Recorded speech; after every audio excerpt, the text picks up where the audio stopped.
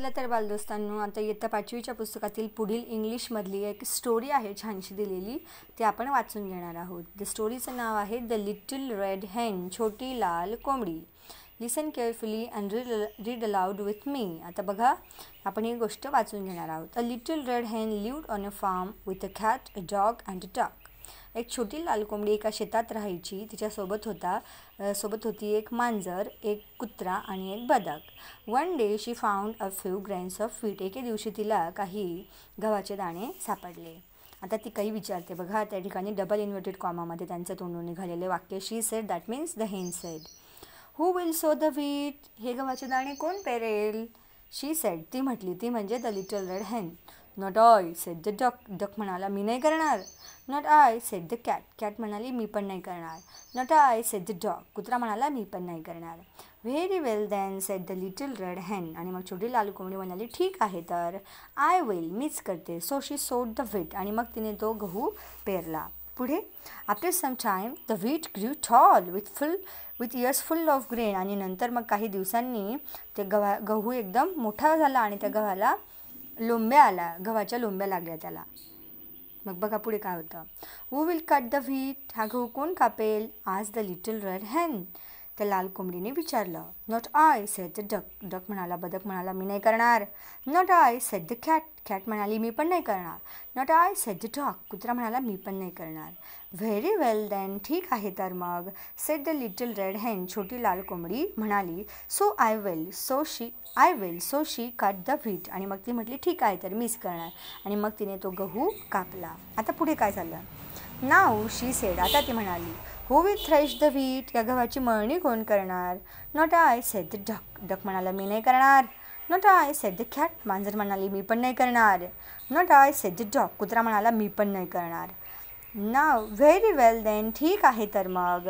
Sed the little red हेन. छोटी लाल कोंबडी म्हणाली, I will. So she threshed the wheat. आणि मग तिने त्या गव्हाची मळणी देखील केली. बघा, पहिल्यांदा पेरणी केली, मग नंतर तिने कापणी केली. आणि आता पुढे काय होतं आहे, थ्रेश करायला नाही बघा, पहिल्यांदा पेरला आणि मग नंतर तो कट केला. आणि आता ती जी गव्हाच्या लोंब्या असतात किंवा जी घाण असतात त्याच्यामधून दाणे वेगळं करणं, त्याला मळणी म्हणतात, थ्रेश. आणि मग बघा पुढे काय होतं. When the wheat was threshed she said. आता त्या गव्हाची मळणी झाली आणि मग ती काय म्हणते, who will grind the wheat. बघा या ठिकाणी जात्यावरती ती विचारते आहे की कोण आता दळणार, ह्या गव्हाला कोण दळणार. Not I said the duck. Duck म्हणाला, मी नाही. Not I said the cat. मांजर म्हणाली, मी पण नाही करणार. Not I said the dog. कुत्रा म्हणाला, मी पण नाही करणार. Very well then said the little red hen. ठीक आहे तर मग. I will. So she ground the wheat. आणि मग तिने तो गहू दळला सुद्धा, पेरला पण, कापला पण, मळणी पण केली आणि ती तो गहू दळते सुद्धा आहे. आता पीठ बनवते आहे ती, फ्लोअर दॅट मीन्स पीठ. When the wheat was ground into flour she said. आता त्या गव्हाच्या धान्याची पीठ बनलं गेलं. आता ती विचारते, who will bake the bread. आता ह्या गव्हाच्या पिठापासून पाव कोण बनवेल? Who will bake the bread. आता याचे पाव कोण बनवेल? भाजेल याचे पाव. Not I said the duck.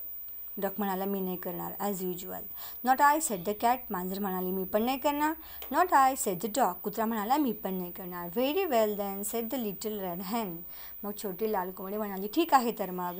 I will, मीच करते. And she baked a lovely loaf of bread. आणि मग तिने नंतर अतिशय चविष्ट अशी पावाची लादी बनवून काढली. तिने भाजून काढले ते पाव, बनवले आणि ती पावाची लादी आता बनवून रेडी होती.